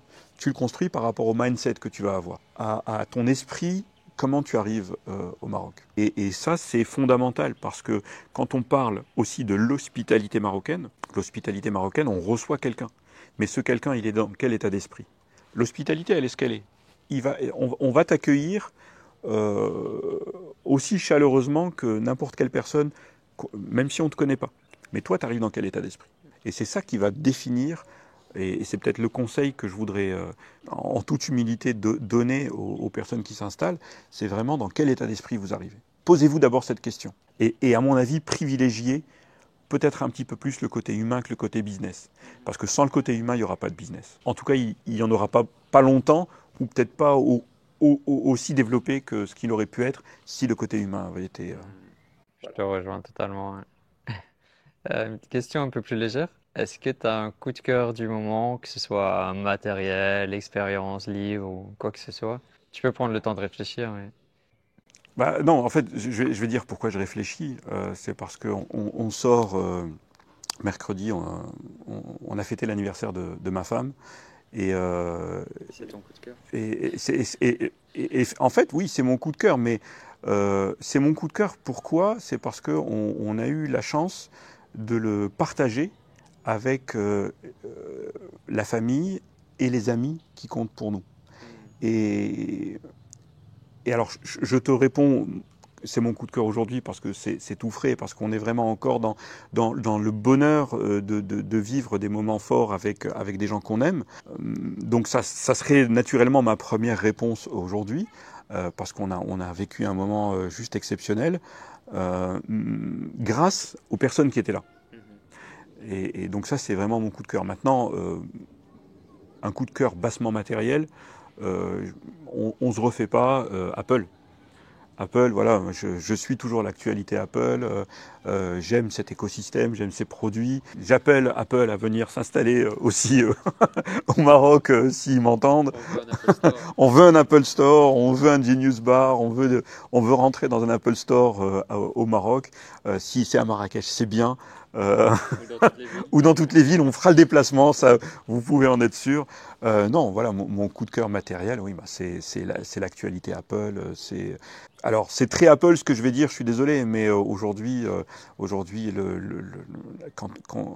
avoir un Mac, avoir un iPhone, avoir une Apple TV, ce sont des appareils, mais in fine, et je peux vous le dire parce que j'ai eu pendant quelque temps autre chose qu'Apple, et je peux vraiment vous dire que quand Apple vous dit que, en fait, il fabrique des appareils, mais c'est des expériences, un écosystème. C'est fait pour faciliter la vie. Ouais, carrément. Et j'ai vraiment ressenti ça. Quand aujourd'hui on utilise, on s'en rend même plus compte. Parce qu'on a un iPhone, on l'utilise, c'est tellement devenu naturel qu'on s'en rend plus compte. Ben, allez essayer un autre téléphone.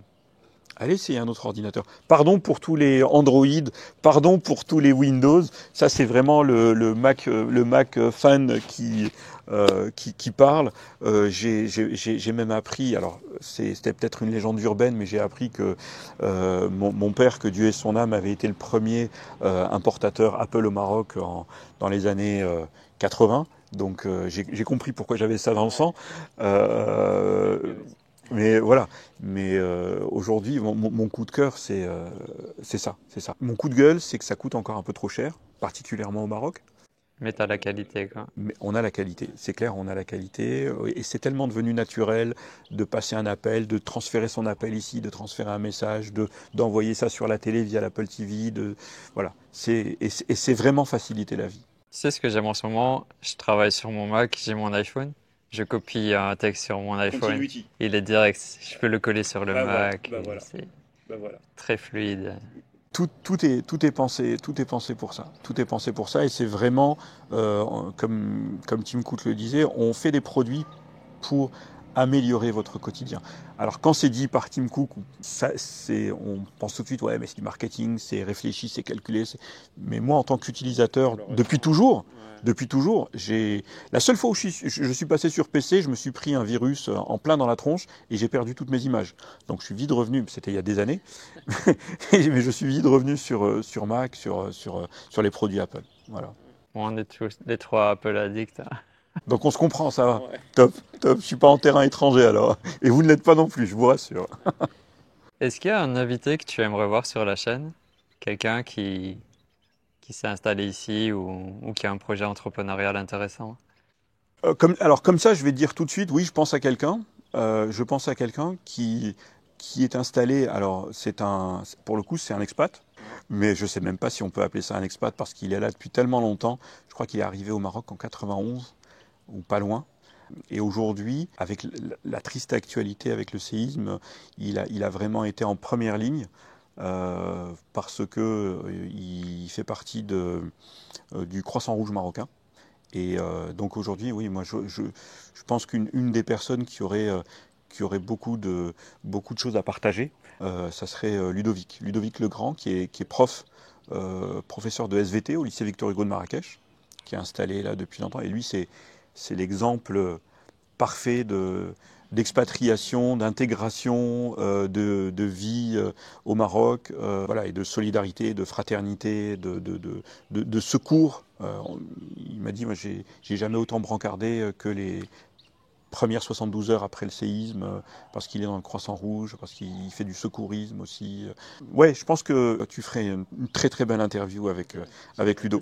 On a vu aussi que le Croissant Rouge est aussi très présent même pour le côté psychologique, pour écouter les personnes touchées. Bien sûr. On n'en parle peut-être pas aussi souvent qu'on devrait, mais l'impact psychologique est tout aussi important que l'impact physique. Voire même plus, hein. Voire même plus.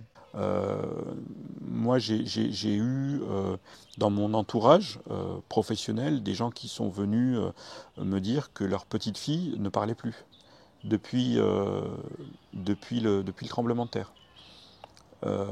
Choqué. Et lui commençait à bégayer. C'est un papa qui est venu me voir et qui m'a dit, ma fille elle parle plus. Ma fille elle parle plus. Quand je m'en vais de la maison pour venir travailler, elle commence à pleurer. Et lui commence à bégayer. Et ça, j'espère qu'on mesure vraiment aussi la portée psychologique d'un drame pareil. Et je ne peux m'empêcher de penser, mais on va pas être catastrophiste non plus, le tremblement de terre n'était qu'à 50 km de Marrakech. Ça aurait été complètement différent s'il avait été 50 km un peu plus au nord-est, c'est-à-dire juste à côté de Marrakech. Mais Dieu merci, tout s'est bien passé. Non, forcément que non. Mais voilà, ça s'est pas passé. Et Marrakech, les premiers messages qu'on a passés pour faire un peu contrepoids des médias en Europe qui n'ont peut-être pas tout le temps eu les meilleurs mots ou le meilleur message à l'égard de ce qui se passait à Marrakech. Marrakech continue. Marrakech est là, on accueille, on vit. Alors, c'était juste exceptionnel. Une toute petite anecdote. 3-4 jours après le séisme, Donc nous, on était en opération quand il y a eu le séisme, on était avec un groupe. Dieu merci, ils étaient rentrés à l'hôtel parce que juste avant, une demi-heure avant, on était en dîner en pleine Médina, donc les choses auraient pu se passer différemment. On a fait 3 jours après une petite marche dans la Médina et ils étaient surpris de voir que tout était encore là. Parce que forcément, ils regardaient les médias de leur pays d'origine et pour eux, tout était détruit, quoi. Marrakech s'est pas écroulé, ouais. Pour les médias en France, en Allemagne, en Europe, si. Et il a même photographié, on passait en minibus devant un rond-point avec une fontaine, comme il y en a beaucoup à Marrakech, et il a filmé pour montrer à ses clients finaux en Europe, ben non, regardez, il y a encore de l'eau, même aux fontaines. Donc il n'y a absolument rien. Et il était sidéré de voir qu'il traversait une ville normale. Alors bien sûr, il y a quelques fissures, mais Marrakech s'est pas arrêté pour autant. Et ce qui était juste vraiment inadmissible, c'est que quand tu vas sur la place Jemaa el-Fna, il y a cette fameuse mosquée Kharbouch qui s'est effondrée. Donc tu as toutes les caméras du monde qui font un gros plan sur la mosquée Kharbouch, avec les journalistes qui sont devant et qui expliquent, qui disent que c'est juste une catastrophe, le séisme, etc. Et derrière, ce qu'on ne voit pas, tu as la plage Jemaa el-Fna qui a son rythme, qui reprend, vivre tranquillement, tranquillement. C'est des gens qui ont besoin de vivre, c'est des gens, ils font ça tout le temps. Donc arrêtez de dire que Marrakech s'est écroulé, s'est effondré, c'est faux. D'abord, c'est faux. Vous ne faites pas votre travail Si vous dites ça, vous ne faites pas votre vrai travail de journaliste. Dites ce qui se passe vraiment, que les gens ont besoin de continuer de travailler, qu'il y a eu des dommages, c'est vrai, mais dans les alentours de Marrakech, beaucoup plus qu'à Marrakech même, et qu'aujourd'hui, si vous voulez vraiment nous aider, c'est à la reconstruction, c'est en faisant venir les gens pour pas qu'ils perdent leur emploi. Parce que le tourisme, c'est extrêmement volatile. Nous, vous savez, tu sais, on est là depuis Unitour, et là depuis plus de 40 ans, on a vu les guerres du Golfe. On a vu les attentats d'Argana, on a vu les attentats terroristes de je sais pas quoi. On a vu le Covid, on a vu le séisme, et on est toujours là, Dieu merci, c'est pas le cas de tout le monde. Mais ce que je veux dire par là, c'est que le tourisme, c'est quelque chose d'extrêmement volatile. Et il faut arrêter de dire ah non, je viens pas, c'est pas sûr, non. Venez, continuez à venir, quand c'est possible, bien sûr. Continuez à venir, là c'est possible. Après le séisme, c'est possible. Faites travailler l'économie, gardez indirectement, aidez les gens à garder leur emploi, à faire travailler les restaurants, les transporteurs, les activités. Ça, on a besoin de ça. Nous, le groupe qui était là, faisait partie d'un ensemble de 3 groupes sur septembre. Le premier qui était là, donc pendant le séisme, par empathie, n'a pas terminé le programme. Il est resté à l'hôtel, mais n'a pas terminé le programme qui était fait par respect vis-à-vis des gens qui souffraient. Parce qu'ils m'ont dit texto, écoute Fouad, nous on est venus s'amuser. On va pas, c'est pas possible. On peut pas continuer à s'amuser alors qu'à 50 bornes, tu as des gens qui ont perdu leur famille. C'est pas possible. Et les 2 autres groupes qui faisaient partie de la même boîte nous ont dit la même chose. Alors Dieu merci, ils n'ont pas annulé, ils ont reporté, mais ils nous ont dit on peut pas venir. Les gars, vous êtes en train de penser vos blessures, vous enterrez vos morts, vous reconstruisez. C'est indécent de venir s'amuser à cet instant-là. Tu vois ce que je veux dire? C'est maintenant, on va venir parce que on va continuer, parce que voilà, Marrakech est toujours debout. On va continuer, on va revenir, on va faire ce qu'il était prévu qu'on fasse. On va juste le décaler de quelques semaines, le temps que vous vous occupiez de ce que vous avez à faire maintenant. Et j'ai trouvé ça juste génialissime. En fait, cette catastrophe nous a montré tous les côtés de l'humain, que ce soit le meilleur comme le pire. Et en fait, les médias traditionnels, ils aiment bien se concentrer sur le négatif ou ce qui va pas. Ouais, mais Et là, ce qu'on a vu aussi, c'est que les gens vont aussi sur YouTube et sur d'autres médias actuels pour voir la vérité et ce qui se passe vraiment. Mais tu sais, les journalistes qui filmaient la mosquée Kharbouch, nous on passait avec nos clients et notre guide, et quand on voyait ce qu'ils étaient en train de dire, ils étaient tous agglutinés en train de filmer la pierre qui s'écroulait. Myriam, donc mon épouse, les a interpellés. Ah, elle en a pris un, je crois que c'était un Canadien. Le pauvre, c'est sur lui que c'est tombé. Non, mais il n'était pas en direct, donc. Mais elle a dit, mais écoutez, arrêtez de filmer ça. Filmez le reste. Ça veut dire quoi? Ça veut dire quoi? Arrêtez de filmer. Oui, ça s'est écroulé, mais il y a ça et il y a 2, 3 autres trucs en Médina. Mais montrer le vrai message de Marrakech, c'est qu'on est là, on est debout, on continue à accueillir les gens. Faut pas leur faire peur. Arrêtez de faire peur aux gens inutilement. C'est mensonger ce que vous faites. C'est juste pas la réalité. Oui, mais vous savez, madame, nous, on explique que, ouais, bah, écoute, on a dit ce qu'on avait à dire, parce que ça fait du bien, parce qu'on le voit à la télé, et on a juste envie de leur dire, mais arrêtez de dire n'importe quoi. On est là. On voit, ce que vous montrez, c'est pas ça. Donc, montrez la réalité. Ensuite, je pense qu'il y a eu une autre mouvance où voilà, comme d'autres chaînes qui ont montré qu'il y avait vraiment une reconstruction qui commençait, une aide, etc. Mais tu as toujours des petits médias qui veulent faire dans le sensationnel pour vendre des numéros, pour faire des visites sur leur site. Et c'est tellement petit, c'est tellement petit. Ouais, c'est à l'image des médias traditionnels, quoi. Mais alhamdoulilah, on n'a pas attendu après ces médias pour se relever, pour penser les blessures, pour s'occuper des victimes et pour aller de l'avant encore plus fort. Moi, le lendemain de la catastrophe, j'étais à Marrakech pour faire une interview.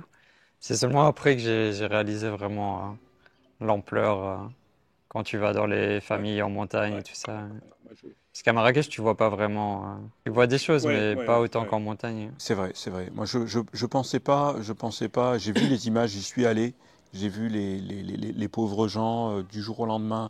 Il y a un père de famille qui me disait que le soir, bah, il a perdu sa femme, sa fille, pratiquement tous les membres de sa famille, qui dormaient dans la maison qui s'est écroulée, alors que lui, il était allé arroser son champ juste à côté. Et il te dit quoi? Il te dit Hamdoullah. Il te dit Hamdoullah et il t'invite à boire et à manger quelque chose chez lui. Ouais. Attends. C'est juste. Toi, tu te dis, mais attendez, monsieur, moi, je vous apporte de l'aide. C'est très gentil, mais moi, j'avais mauvaise conscience à lui demander de faire un thé. Enfin, je lui ai d'ailleurs rien demandé, mais à partager un thé. Alors qu'il venait de perdre sa famille, qu'il avait probablement rien mangé, ou pas grand-chose en tout cas depuis pas mal d'heures ou de jours des fois, et malgré ça, malgré cette détresse, malgré cette souffrance, il te dit merci Dieu, Dieu merci. Voilà, il a perdu sa femme, il a perdu ses enfants, il a perdu sa famille, sa maison, il n'a plus rien, et il te dit Hamdoullah, et il t'invite à venir partager un morceau de pain et un verre de thé avec lui. Ouais. Attends, si c'est pas de l'hospitalité, si c'est pas de la fraternité, si c'est pas du partage, qu'est-ce que c'est? Mais aussi, toutes les familles chez qui on est allé, on a eu le thé et tout ça. Ouais. Et les gens qui étaient un peu choqués, je leur disais, bah non, c'est là que tu vois la vraie humanité des Marocains et tu pourras pas leur enlever ça. Et ils étaient même capables de se vexer. Ouais. Parce que tu ne prenais pas le thé avec lui. Il faut l'accepter, ouais. Alors il était là, il y avait la distribution des denrées alimentaires, des matelas, des couvertures, des tentes, juste à côté. Et il te dit merci, merci, merci. Il te dit tous les merci. Il te fait des doigts, c'est-à-dire il implore Dieu de plein de bonnes choses pour toi. Alors qu'il vient de traverser un truc, mais moi je serais effondré. Ça nous montre à quel point l'hospitalité est haute dans les. C'est l'hospitalité et c'est la foi. C'est la foi, c'est la volonté de Dieu. C'est la volonté de Dieu, c'est la volonté de Dieu, fils. Ouais. C'est ça. Et on en revient à un truc, le Inch'Allah. S'il vous plaît, arrêtez de penser que Inch'Allah, tu sais, Inch'Allah, quand tu donnes un rendez-vous à quelqu'un, il te dit, ouais, à 2h, Inch'Allah. Quelqu'un qui n'a pas compris la culture ici, il va te dire, alors pardon, hein, mais je l'ai vu, c'est vraiment du vécu. Il va te dire, ah non, tu me dis pas Inch'Allah, tu viens. Inch'Allah, dans la tête de quelqu'un qui n'a pas encore compris la culture, c'est Inch'Allah, non, je vais pas venir. Je sais pas si je vais venir, donc je te dis oui, mais Inch'Allah. C'est pas ça, Inch'Allah. Inch'Allah, c'est tellement ancré profondément dans la croyance des Marocains et dans leur foi que le rendez-vous que tu me donnes ne peut se faire qu'avec la volonté de Dieu. Si Dieu ne le veut pas, il va nous donner 1 milliard de raisons sans qu'on s'en rende compte. et ce rendez-vous ne pourra pas avoir lieu. Tu vois, et c'est vraiment ça le Inch'Allah. C'est pour ça qu'on dit Inch'Allah, et c'est pour ça que le mec qui a perdu sa famille et qui a tout perdu, il dit c'est la volonté de Dieu. C'est parce que c'est du même ordre. Tu vois ce que je veux dire? C'est vraiment euh, la volonté de Dieu a fait que voilà. Nous on voit ici, mais Dieu il voit très loin devant. Donc peut-être qu'il a fait ça ici et c'est valable à l'échelle du pauvre gars Ijuka qui a tout perdu, comme à l'échelle d'une nation. Aujourd'hui le Maroc est meurtri, mais demain on ne sait pas ce qui va arriver. Ouais, Et c'est ça la force de la foi, de la croyance.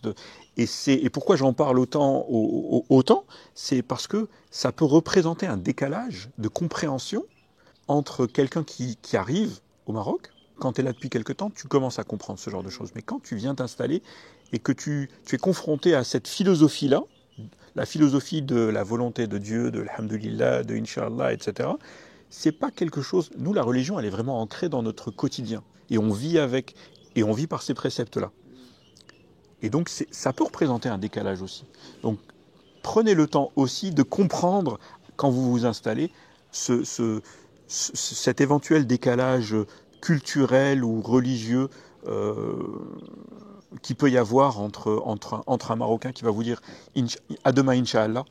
Il n'est pas en train de vous dire, ouais, on verra. Hein. Non, il est en train de vous dire, oui. Et dans sa culture, il se rappelle qu'il ne sera demain avec vous que si Dieu le veut. ouais, tu as bien fait d'en parler. Et moi, je le vois aussi comme une attitude très spirituelle de d'accueillir tout ce que la vie te présente et que on ne sait pas dans une seconde ce qui va se passer. Ah mais le séisme nous l'a montré.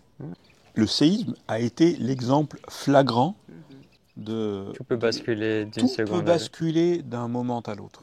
Et tu fais des plans, tu te dis demain. Ah mais le gars qui a eu le séisme, demain, Raison de plus pour apprécier chaque instant. c'est ça, c'est ça. Et on te dit, tout ce qui vient de Dieu est le bienvenu. C'est vraiment si profond dans la façon de vivre des gens, dans leur rapport à l'autre, à travers le prisme justement de sa religion, de sa croyance, et de dire que si j'ai tout ça, alhamdoulilah, merci mon Dieu de me donner tout ça. Si tu me l'enlèves, merci mon Dieu. Voilà, c'est tout, merci mon Dieu. Tout, merci mon Dieu. C'est pas, ah non, zut, oh là, oh. Non, c'est merci mon Dieu, alhamdoulilah. Et c'est là où, dans les mauvais instants, Dieu teste ta foi.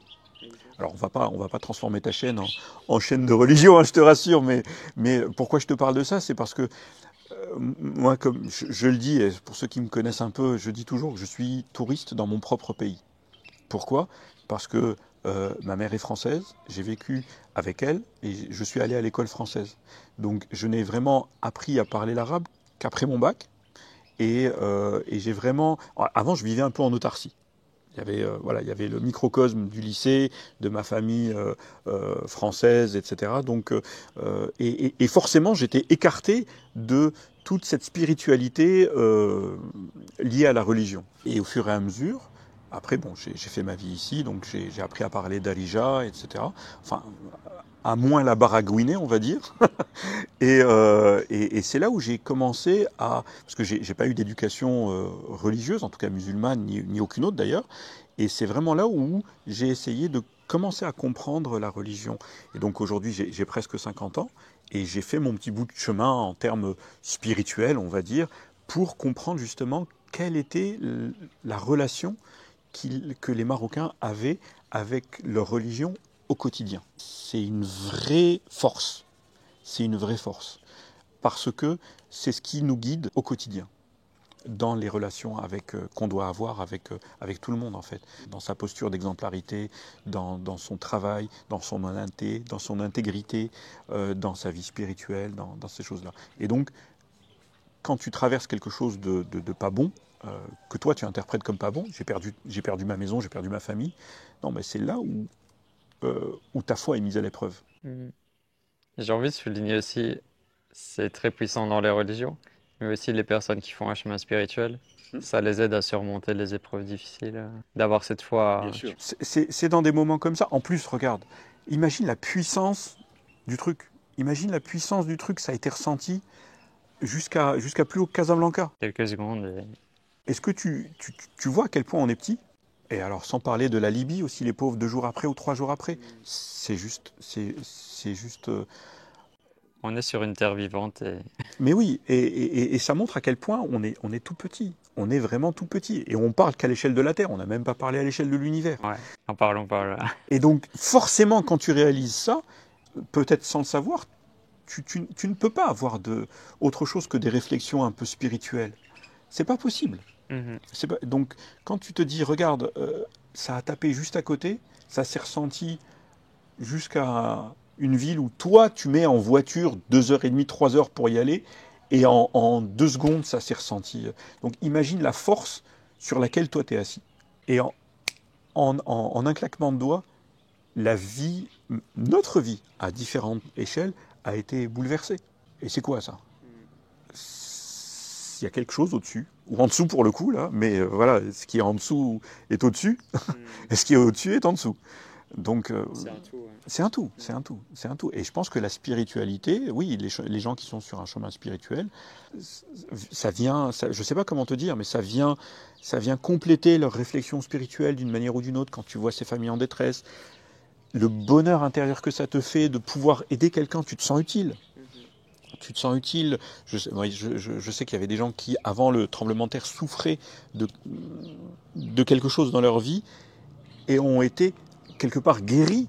Il y en a que leur situation s'est améliorée grâce à ça. Non, mais même intérieurement, ils étaient en peine, ils étaient en tristesse et ce tremblement de terre leur a permis de retrouver un sens ou à leur vie, ou d'effacer leur peine, parce qu'ils ont pu aider les gens, et voilà. Ouais, je comprends. L'humain. On en revient dans l'humain. On en revient dans l'humain. Merci Fouad pour ce moment, c'était super. Merci à toi. Merci à toi. C'était vraiment un plaisir. Merci encore pour tout ce que tu fais. C'est juste incontournable quand on vient s'installer à Marrakech. Et voilà. Et puis, marhaba. Marhaba bikoum. À Marrakech. Merci beaucoup. J'espère que vous avez apprécié ce nouvel entretien d'entreprendre et vivre au Maroc. Si vous avez vous aussi ce rêve de vous installer au Maroc, j'ai créé une mini formation gratuite pour vous accompagner sur ce chemin. Donc c'est une formation par email. Vous allez recevoir un conseil pratique chaque jour durant 7 jours. Pour accéder à cette mini formation et recevoir votre premier conseil maintenant, vous trouverez le lien dans la description de la vidéo.